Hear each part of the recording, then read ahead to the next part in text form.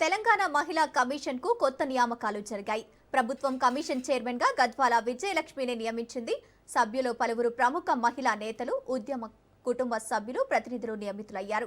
వారిలో తెలంగాణ ఉద్యమకారులు దివంగత శ్రీకాంతాచారి తల్లి కాసోజు శంకరమ్మ, సాయుధ పోరాట యోధురాలు చాకలి ఐలమ్మ మనవరాలు చిట్యాల శ్వేత కూడా ఉన్నారు. అదేవిధంగా శశికళ యాదవ్ రెడ్డి, సదాలక్ష్మి, రాధాబాయి, ఉజ్మా షకీరా కూడా కమిషన్ సభ్యులుగా బాధ్యతలు స్వీకరించారు. మహిళల హక్కుల పరిరక్షణ, సమస్యల పరిష్కారం మరియు సామాజిక న్యాయం దిశగా ఈ కొత్త కమిషన్ కీలక పాత్ర పోషించనుందని అధికారులు భావిస్తున్నారు.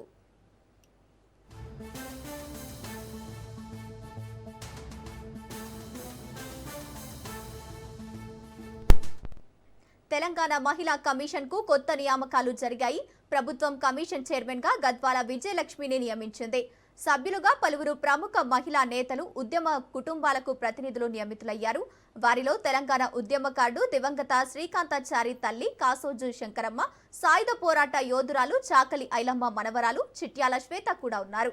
అదేవిధంగా శశికళ యాదవ్ రెడ్డి, సదాలక్ష్మి, రాధాబాయి, ఉజ్మా షకీరా కూడా కమిషన్ సభ్యులుగా బాధ్యతలు స్వీకరించారు. మహిళా హక్కుల పరిరక్షణ, సమస్యల పరిష్కారం మరియు సామాజిక న్యాయం దిశగా ఈ కొత్త కమిషన్ కీలక పాత్ర పోషించనుందని అధికారులు భావిస్తున్నారు.